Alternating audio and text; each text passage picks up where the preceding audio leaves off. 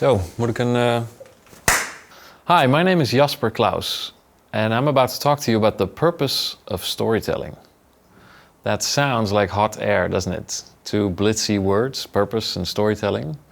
Words that seem obligatory in any corporate means of communication these days. Often so obviously used to be taken seriously that you can almost not take them seriously anymore. If you'd want to be cynical, you could call it bullshit bingo. That's why, first of all, I'd like to thank you for the confidence you're putting in me by sitting down and watching this presentation. The confidence that somehow by the end of this talk I will have shown you that the purpose of storytelling is a meaningful one, not in the least for communication professionals, and I appreciate it. But first, let me ask you to think about your own purpose. What makes you tick? What makes you get up in the morning? Think of the first thing that comes to mind and try to remember it. While you memorize your personal purpose, let me introduce myself. My name is Jasper, born and raised in the Netherlands, graduated with a master's degree in social psychology, and then I went on to study film at NYU in New York. After which I went to work for MTV in Amsterdam. And then in 2008 I started One Camera, a corporate production company, also in Amsterdam. We produce about 300 to 400 films per year with a staff of 15 and an amazing group of freelancers from all around the world. And yes, we own more than One Camera. Let's just say I'm better at storytelling than I am at coming up with names for a company. My promise to you is that after watching this presentation, you will have a clear picture of the purpose of storytelling. And you'll know how to start a storytelling project well prepared. You'll have seen how One Camera's true storytelling method leads to truly impactful films. And after watching this presentation, you'll have learned about a new emotion that you've never heard about before, but one that you for sure will have felt before, 100%. Now please indulge me for a brief moment while I brag a little bit. If you're interested in storytelling, you've probably heard of Robert McKee before. Robert McKee is probably the most famous still living storytelling expert from Hollywood. They call him the script doctor. His courses and books are world famous. And in his latest book, Storynomics, about storytelling applied in business, he actually mentions one of our films. It's on page 144. In turn, I always mention him and especially how much his work has been an inspiration to us. So be sure to check out his work if you're not familiar with it. Other than that, we've made over 5,000 corporate films in the last decade for large multinational clients like Heineken, Unilever and Rabobank, and many others. So I guess you could say I have a lot of experience when it comes to all the things that can go wrong when trying to apply storytelling to your comms projects, the pitfalls. There are 3 pitfalls that you need to know about, and I'll explain them to you in detail in this video.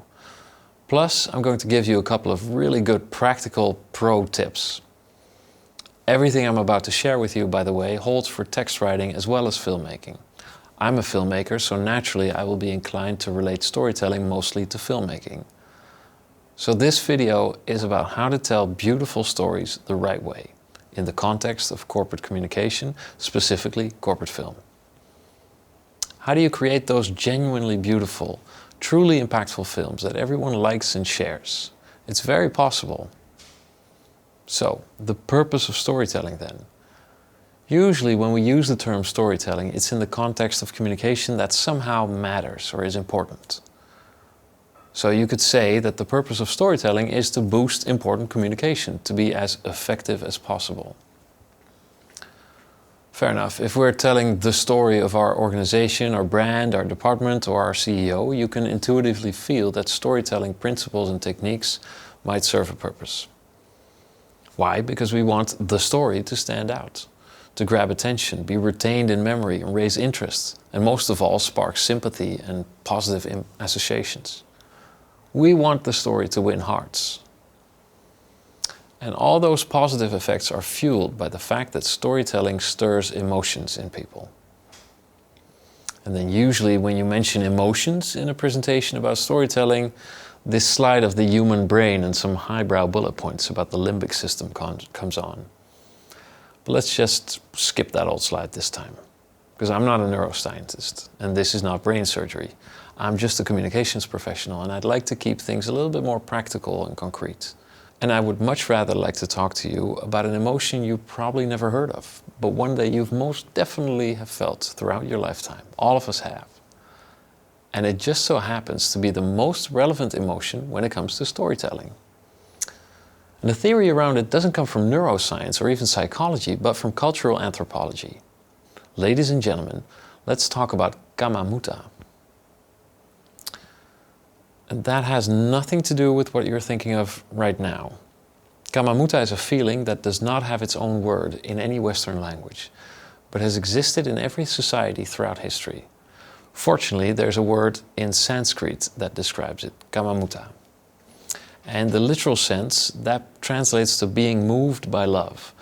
And the emotion is sort of a combination of joy, love, connectedness, being moved and being excited. It's very easy to recognize because it also manifests itself physically. Kama Muta is what you feel when you experience goosebumps, a lump in your throat, or teary eyes, or a flushed face, or a warm sensation in your chest. For me, it's always teary eyes.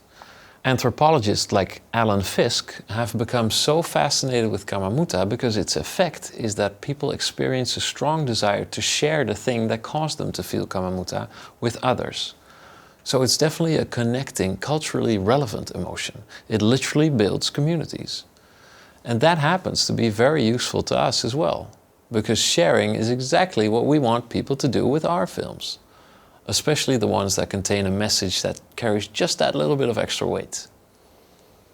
The best thing is that it's very predictable what type of things actually cause Kama Muta. Anthropologists have studied this across the world and it turns out it's the same everywhere. For example, there's cuteness, so cute things like babies, kittens, and of course, puppies. Then secondly, there's large groups of people moving together in the same rhythm, like applauding or dancing or doing a wave.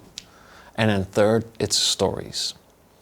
And specifically two types of stories that bring on Kama Muta, namely reunion stories, so people who reconnect after having been away from each other.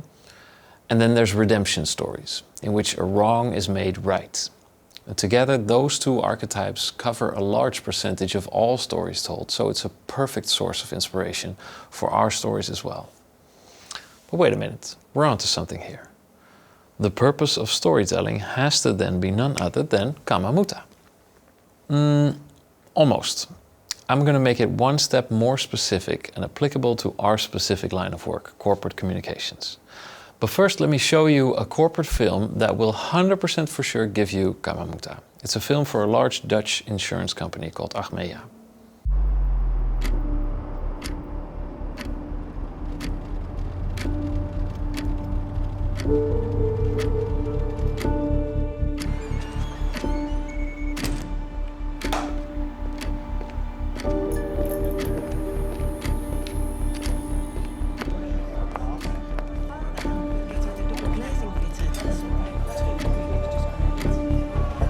Heartbeat's really strong. Let's have a look at the other side.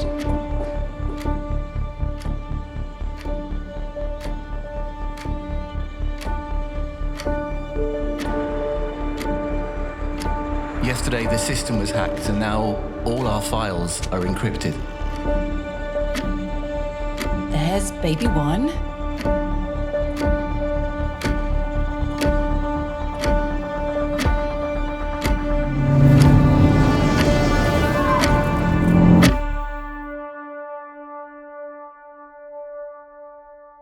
There's baby 2, and there's baby 3. Now you can enjoy your pension. You can sleep in, you can do whatever you want. They're all gone. I can't get into them.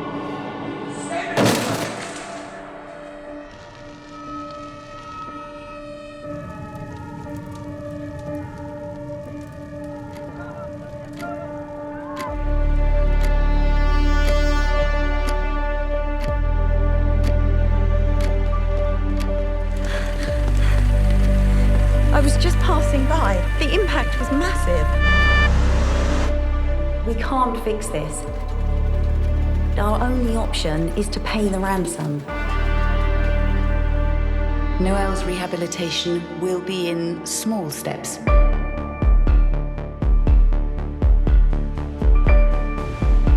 So we've made provision for you to start your rehabilitation as soon as you leave the hospital. Yeah, we're going to scale up to large fire. I need an extra fire engine.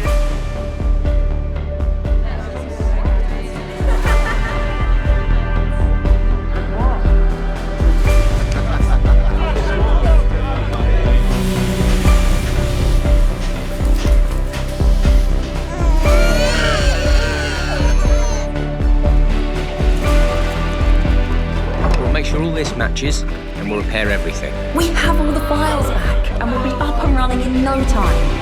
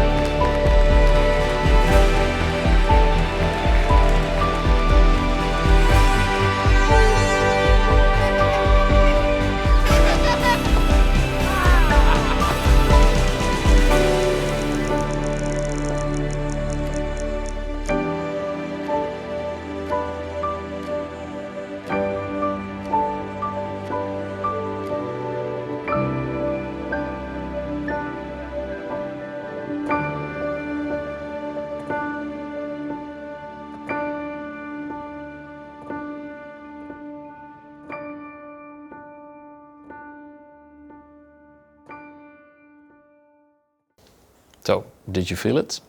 The funny thing is, by the way, that this film has also been tested neuroscientifically by shoving people in an MRI machine and having them watch the film while their brain activity is measured. And it scored top 15% of all films they ever tested. So I'm happy to report that neuroscience agreed that this film gives you Kama Muta. But bringing it back to the practice of corporate communication, what, if any, is the actual point of such emotional impact? Let me just quickly unpack that from a psychological point of view. In this vast ocean of communication and messages that we find ourselves in every single day, we have to determine what to focus our limited attention on and which decisions we have to take. One of the most common ways in which our mind guides us is by the fact that we subconsciously tend to attribute more relevance and importance to matters that have moved us emotionally. In psychological theory, this is referred to as the affect heuristic. However, in storytelling theory, amongst others by Robert McKee, a much more simple and elegant way to describe this is used. Robert McKee says, touch the heart and the mind will open. And that is precisely what storytelling promises to bring to the table. Touching the heart so the mind will open. And that, my friends, is it. The true purpose of storytelling in our corporate communications context. It's touching the heart so the mind will open. So great. However, it immediately presents us with a problem, doesn't it? Because no matter how often people mention storytelling, I see a lot of films that do not touch my heart. You know what? I make a lot of films that don't give me Kama Muta. Scroll through your LinkedIn timeline for 1 minute and I guarantee you your heart won't be touched. And when you scroll a little longer and you do read or see a story that touches your hearts, because they're out there, it'll probably be a personal story posted by a person, not an organization.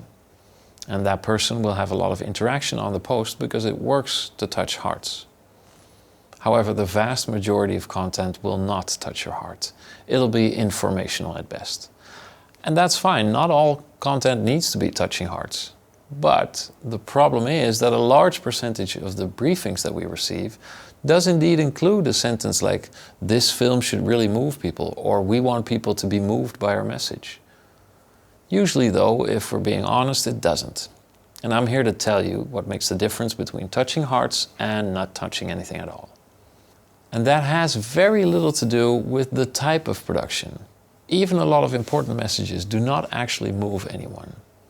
But the reason that you'll find relatively little Kama Muta in your timeline is in fact that on the road leading up to a storytelling project, there are 3 major pitfalls that the vast majority of comms professionals fall right into, hard.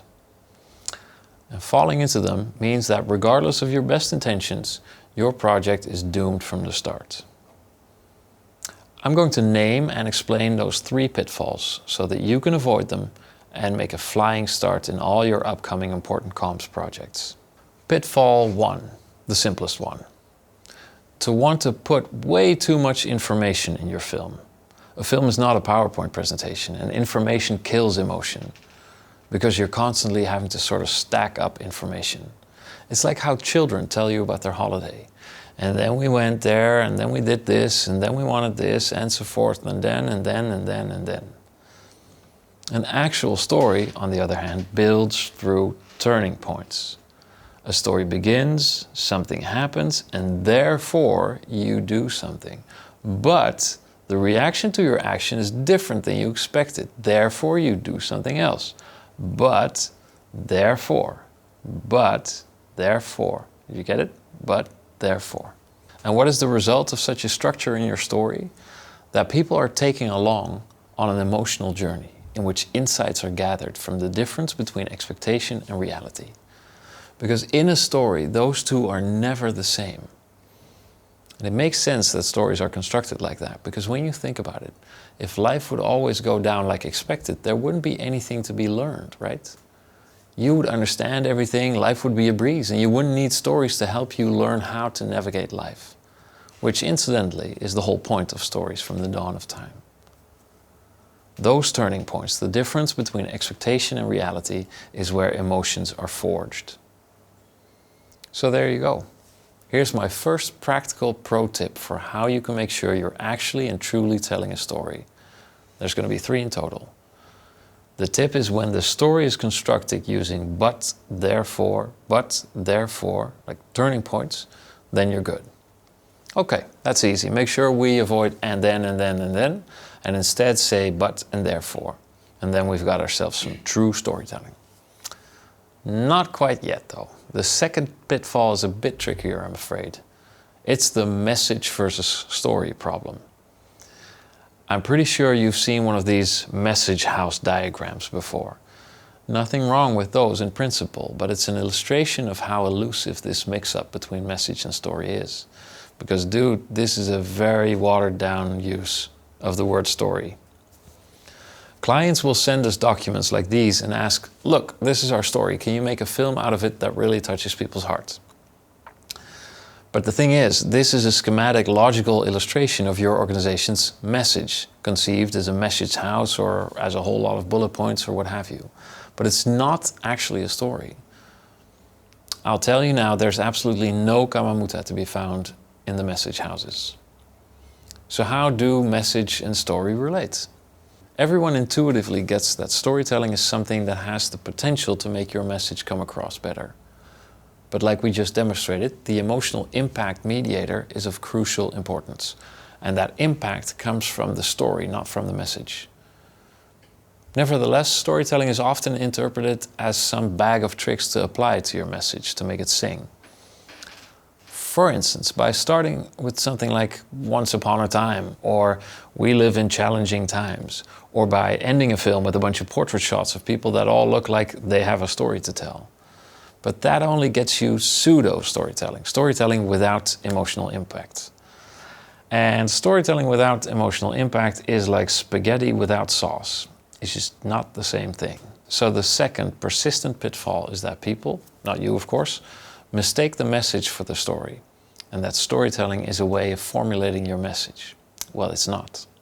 Your message is just that, your message, meaning whatever it is that you want your audience to think or do vis-a-vis your own organization.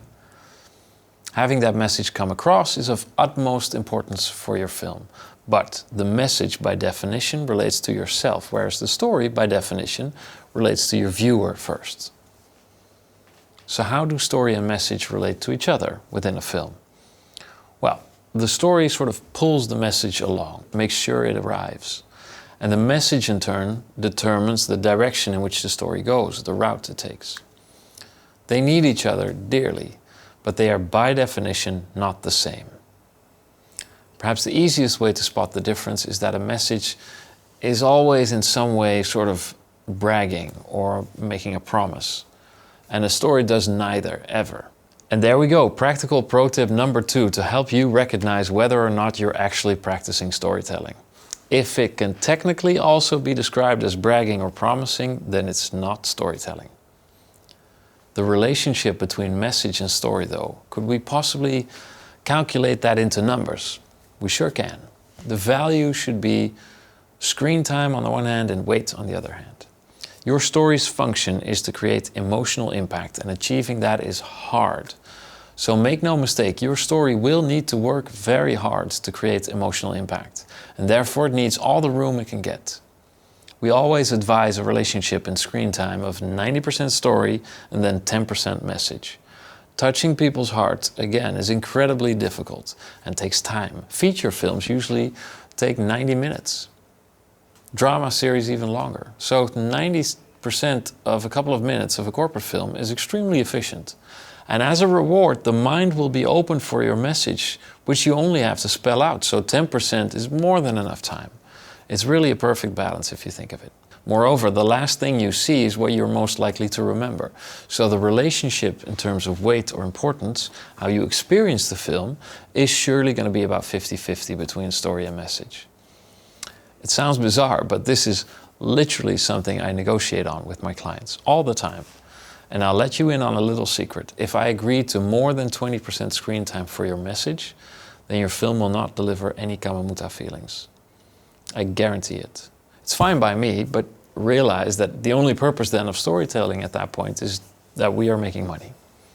Let me show you an example of a time when I did win the negotiation before we carry on to our next pitfall.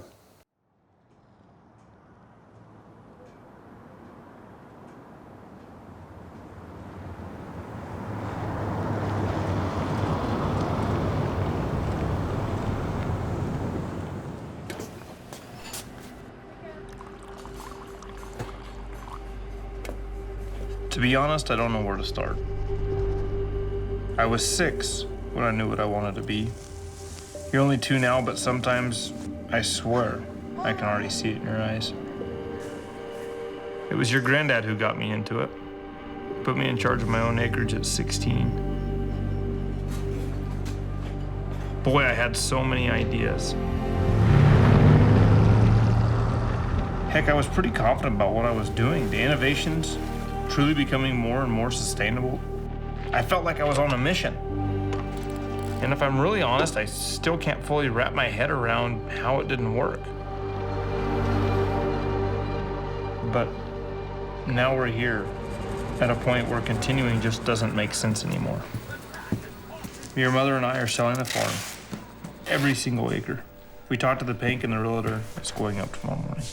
And we're just gonna move to the city, because it'll be a brighter future. And I want you to understand why.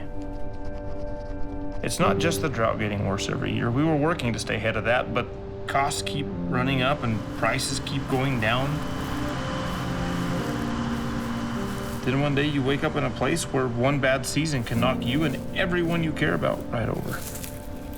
And that's not a good place.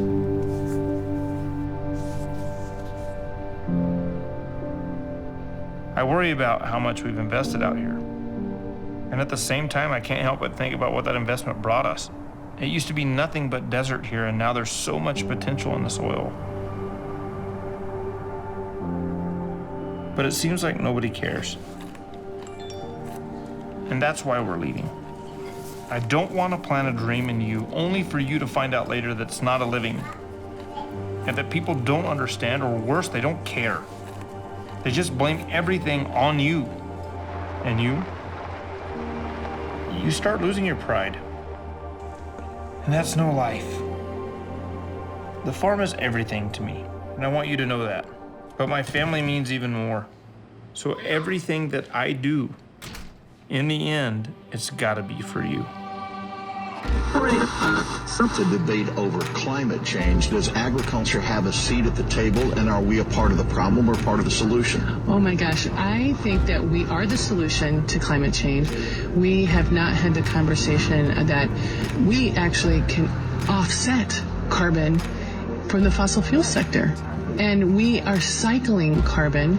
We are biogenic carbon, very, very different from fossil fuel-based carbon.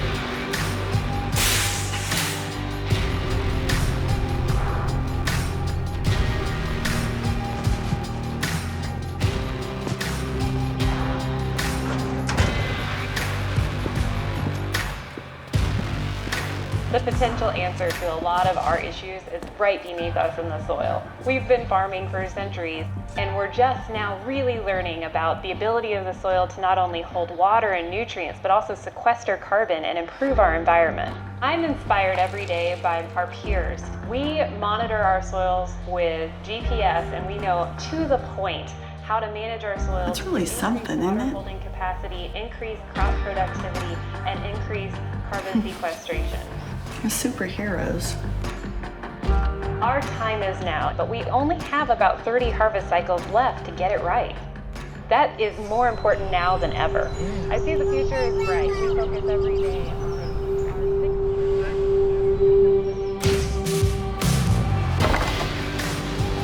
Let's go home. Yeah.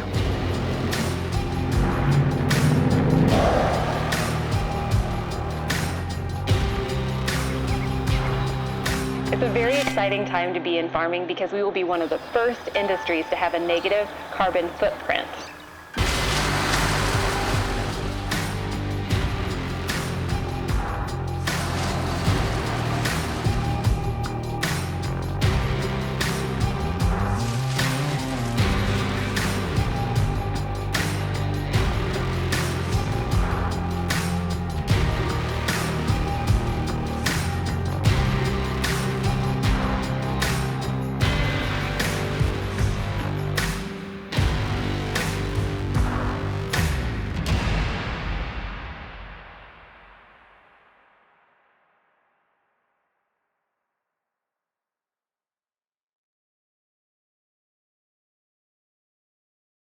This film is called 30 Harvests. It's produced for the United States Farmers and Ranchers Alliance. The film is 5.5 minutes long, and their messages, the promises in other words, which are: we will be the first to have a negative carbon footprint, and we will fight climate change and create the food systems of the future. These are the messages, and they start around 4 minutes 40 seconds, so at about 85% of the film. Then the third and final pitfall, the most painful and darkest one, might I add. Every story in an applied professional context has to have a feel-good ending. Otherwise, it will become very cynical, and that may be a choice, but it's not really a good one. It would literally defeat the purpose, if you ask me. The most beautiful thing we have to offer to our audiences is the hope and warmth of a feel-good ending, like Cupid's arrow shot straight through the heart. But the bow needed to shoot that arrow is drawn by conflict and struggles, by pain we write into the story. And here's the challenge. Most organizations, not yours of course, suffer from what is called negaphobia, fear of negativity. In this case, negative elements in a story. And again, it means negotiation time with my clients. Can we not make it a little bit more optimistic, more bright? We don't want to confront our stakeholders with that kind of stuff. Why are we not talking about how great our product is, etc., etc.? And I get it, because the reason we're telling a story in the first place comes from the sender. And that sender, our client, doesn't only have all these positive things to say, but is also really excited about itself and its future. And that's good, I get it. As a business owner myself, I also find it extremely difficult to associate negativity or even dark things with my own company, really. I only want to tell you how good we are and how well we're doing. And I really don't want to show vulnerability. Ugh. However, negaphobia, being afraid of negativity, means pouring water with your storytelling wine. So practical pro tip number 3 then is Is your story nothing but optimistic and positive without conflict and struggle, then it's not actually storytelling. Good stories connect people and cause change. However, good stories only achieve that impact if they are told in a way that is attractive to the viewer. And the viewer, like all of us, lives in a world that isn't perfect, where challenges are called problems, and where the glass is half empty at least as often as it is half full. Without negativity, a story doesn't feel relevant, and more importantly, you can't gather any insights into life from it. Would anyone really watch the Kardashians if they were only rich and successful and that's it? But rest assured, the goal of all that darkness and conflict is, per definition, to make the ending feel as good as possible. And the end is what you remember most from a film. So there really is no reason for negaphobia, no reason to be afraid of the dark, as long as the struggles are real and exist solely to serve the feel-good ending. Those were the 3 pitfalls. Do you want to create a film that actually touches hearts? Then make sure you write a solid briefing for your agency in which you clearly state what your message is, who your audience is, and some details like timelines, budget, distribution platforms, etc. But most of all, except correctly briefing your agency, my advice would be to ask yourself and your colleagues 3 really important questions to see if you are all indeed ready to create a project that will touch hearts. And the questions being, first, are you aware that in a storytelling film you will not be able to include a lot of information?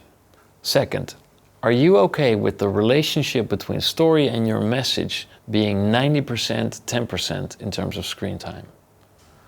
And third, are you willing to include struggle and conflict into your story as long as it serves the feel-good ending?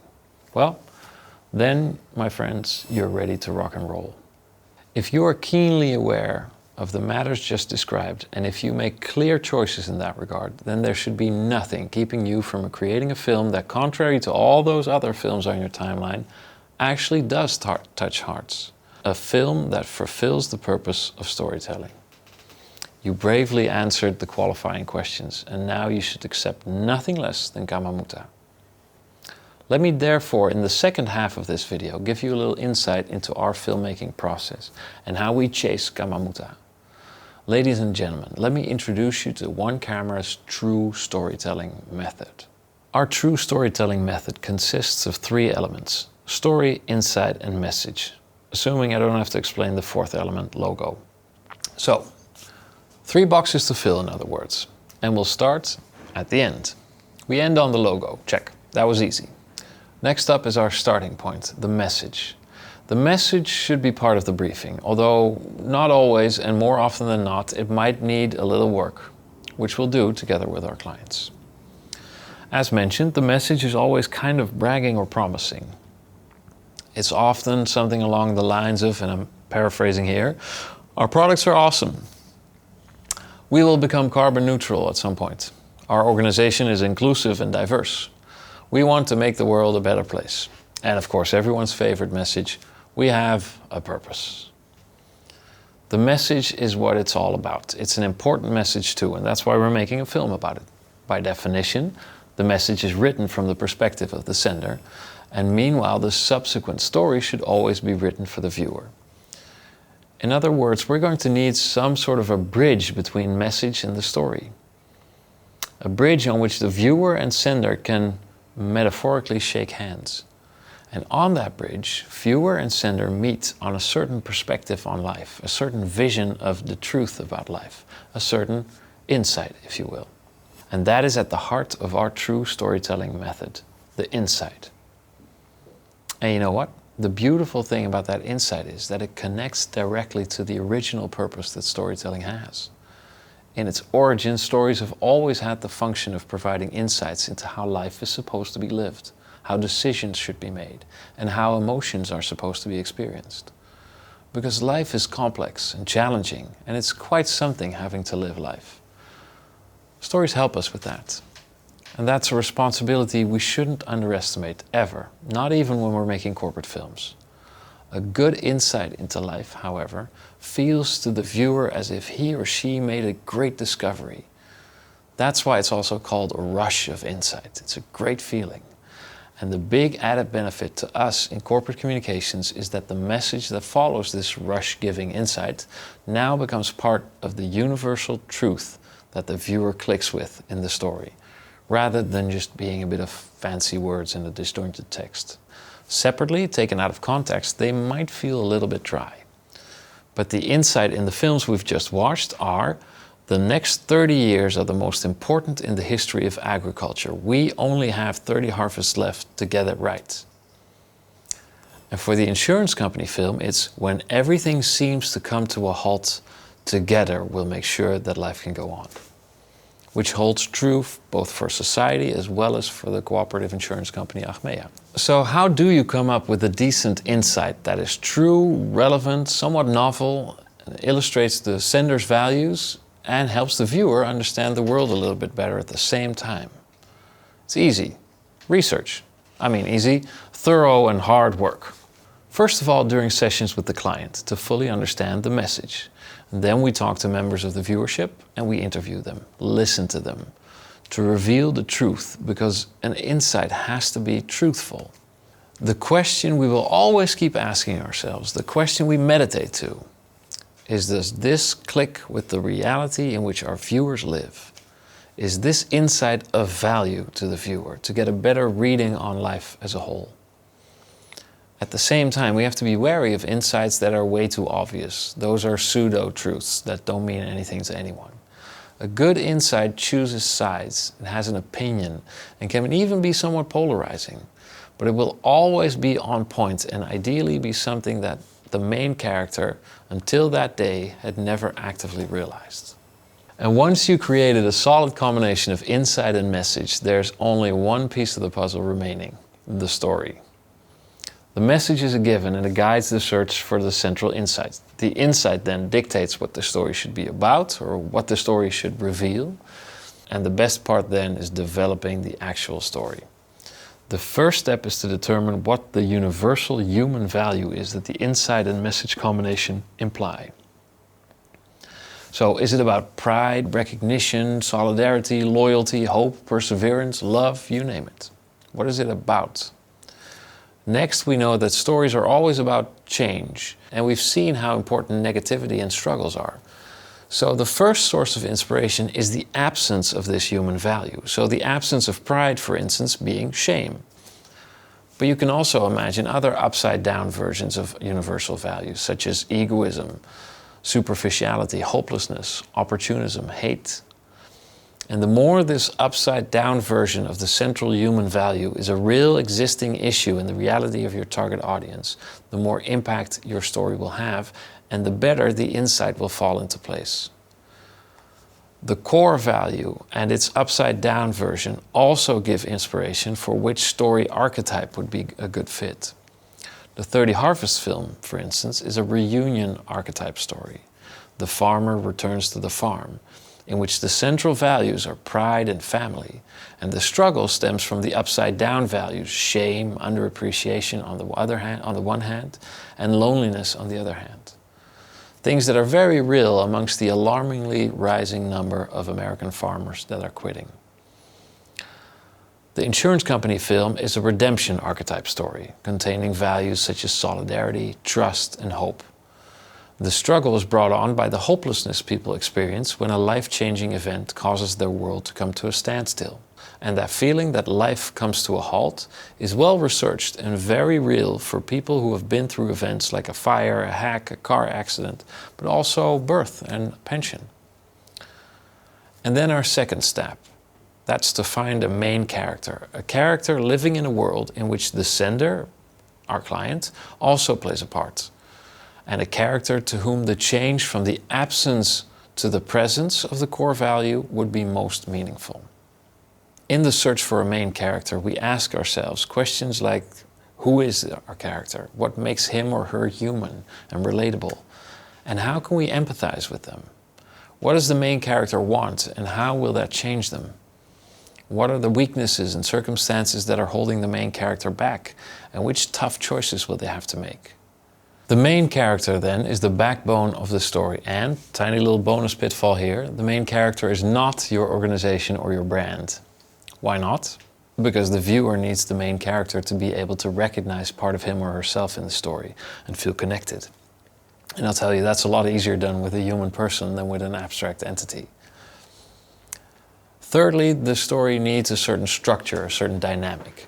In its most basic form, you'll recognize the dynamic by its turning points. But, therefore, remember? But once you start really putting the story to paper, you'll have to be a little bit more specific. And I can proudly say that over the years, we've developed our own story diagram. Now, unfortunately, this is a bit of a slippery slope because it turns out we're not the only ones with their own story graph. Just Google it and you'll get something like this. Well, let's just look at ours then. Ta-da! Here it is. And it's really special. I call it the bathtub. Let me talk you through it step by step, so that you can get an idea of what type of scenes generally make up a story. And I'll add emojis, because we can. There's a status quo in which our protagonist resides, who we meet as soon as possible in the story. And in meeting him, her, or them, we immediately recognize a little bit of ourselves in them, and or the status quo. Regardless, we empathize. Of course, our protagonist isn't perfect, which will soon become apparent when they are confronted with a situation that prompts them to take action. The inciting incident. The protagonist needs a minute to deliberate this call to adventure, but knows what they want. It's the object of desire. And of course decides to take action, expecting it will bring them straight to the object of desire. The opposite of their expectation happens, of course, otherwise there would be no story. In other words, struggle. And struggle comes in 3 flavors: physical, interpersonal, and internal, which means self-doubt and is of course the deepest level of struggle. Hitting that level of struggle means hitting rock bottom and subsequently going into what we call the dark night of the soul, which is the perfect time for our main character to be inspired by a helping hand. The inspiration leads to a transformation within the main character, which should be written as a powerful emotional moment. And it's time to make a big second decision, to fight with all we've got for one last time. Victory, of course, follows, and the object of desire is in sight, which in one fluent moment pulls the insight from behind the curtains only to land the story on the message and finish off with the logo. Here comes the kicker though. For most of the stories you create, you won't actually be able to precisely follow the classical story build-up, such as the one in our story graph. Especially not if you're having to tell your story in under 4 to 5 minutes, and for sure not if you have to tell your story through multiple storylines, such as with the insurance company film. But the good news is that storytelling also works if you mix it up, change the order, and even leave certain parts out. And then the trick becomes to creatively cook with the ingredients provided by the story graph. You can change the order using flashbacks like in 30 Harvests or flash forwards like in the insurance film. And you can also suggest certain parts without actually having to play them out on screen. Or you can even leave things out of the script completely. I'll give you an example. In the 30 Harvests film, the story actually starts right as the main character enters the dark night of the soul. And the whole central narrative, the voiceover in this case, actually almost completely takes place in that very interesting dark night of the soul. The effect of this can be a really powerful way to spark interest with your viewers, because you allow them to fill in the blanks, and in that way they feel involved in the story. However you go about remixing your story, the important thing to keep in mind is that you start out by creating the whole story along the lines of the story graph. And then you draw from that to make your remix, leaving out whatever you feel you can and creating your own creative balance. So how do you make sure all of this actually works on paper and on screen and it doesn't feel fabricated or cliché? The answer is very simple. Again, research. Just like finding your core insight, truth is found in reality, and reality is understood through research. Because research gives you real characters, real situations, real actions, real events, and real worlds.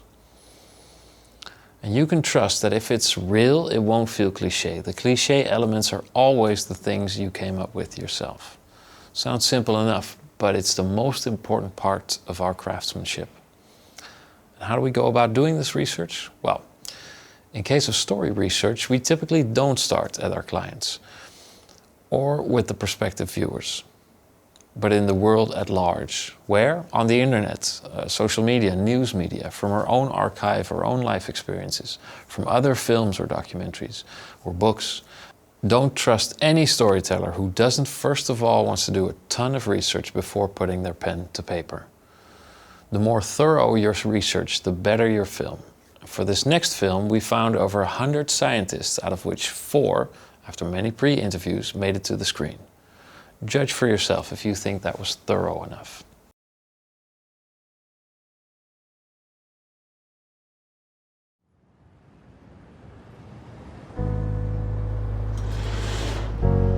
I can't abandon what I've started here. I need to keep going, you know?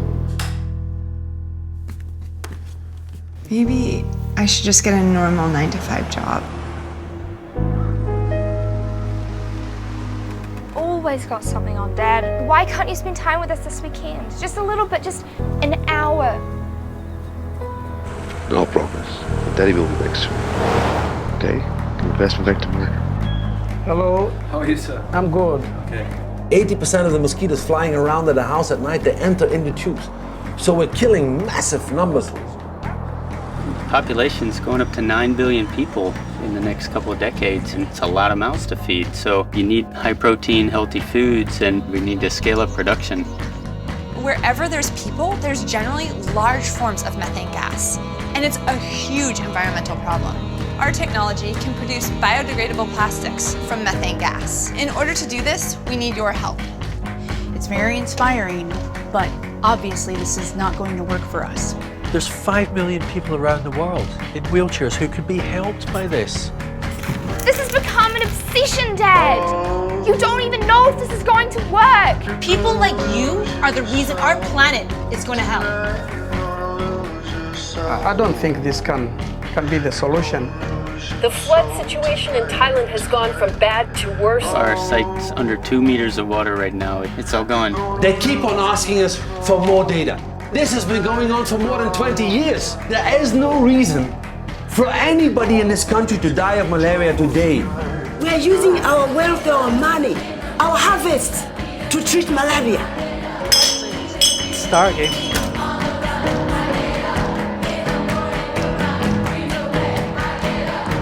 You can't let one setback make you throw away your entire dream. I dived off a surfboard without my hands out and I broke my neck. So all of the independence that I had is completely gone.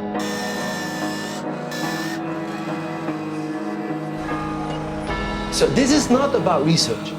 This is about lives of real people. And you need to show the world that what you've created is something revolutionary, is something that can change the world and benefit everybody. It just felt like I got to reclaim a bit of me that's been lost.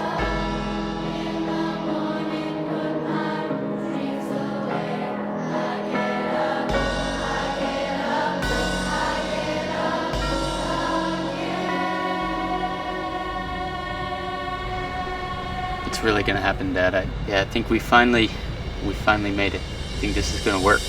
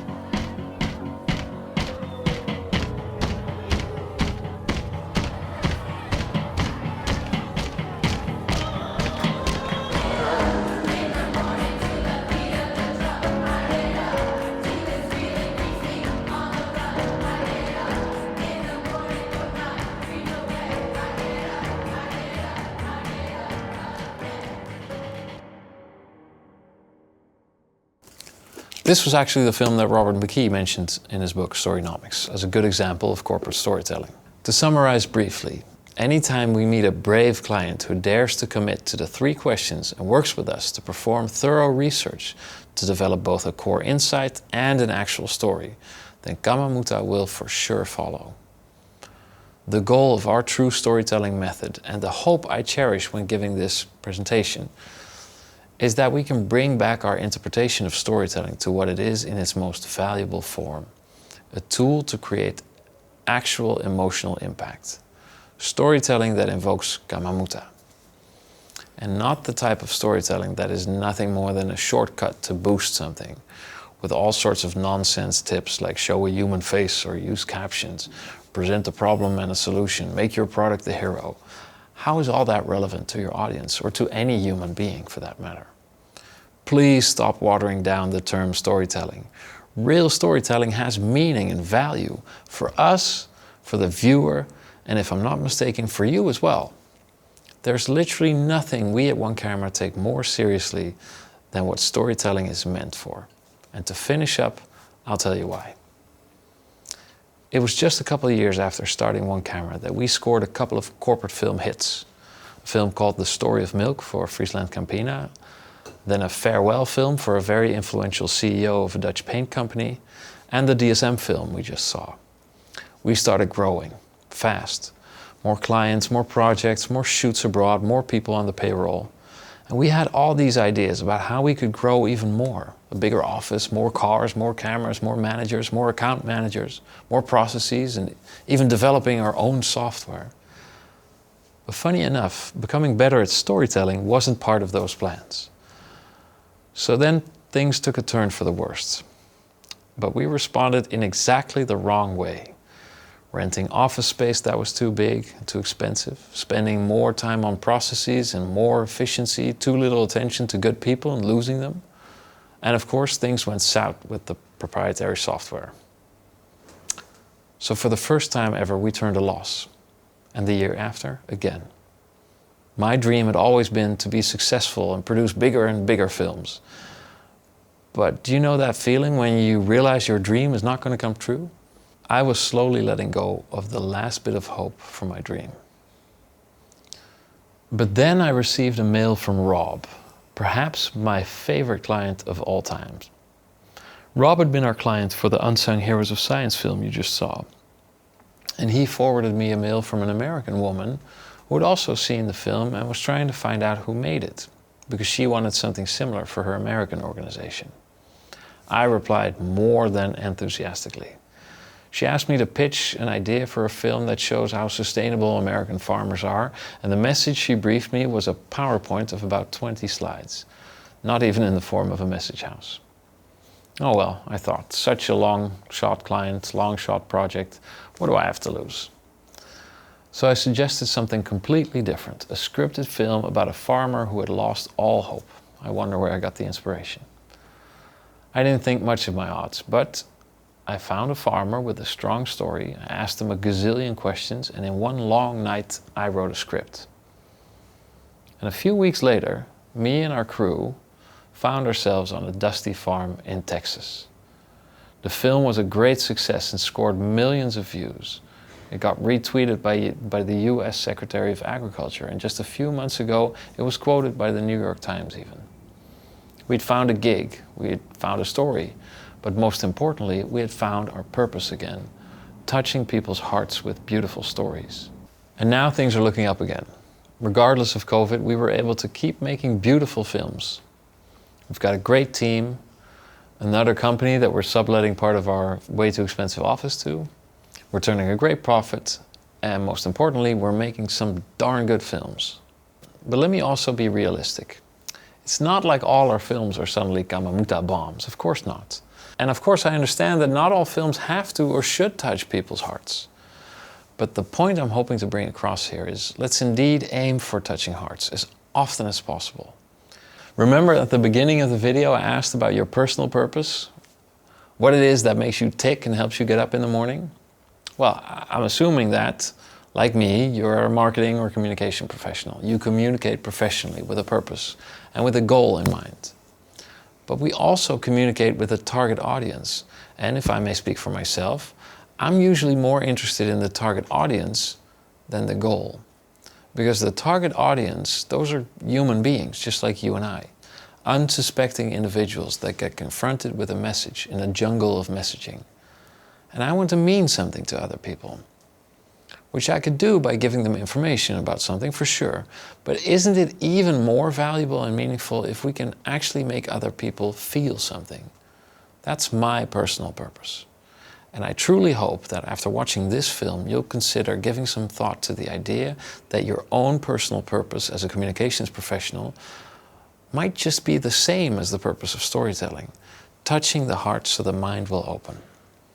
Imagine with me, it's your last day before your retirement, and on your farewell party, a junior colleague steps up to you and asks you, what is the one thing you're most proud of out of the whole of your career?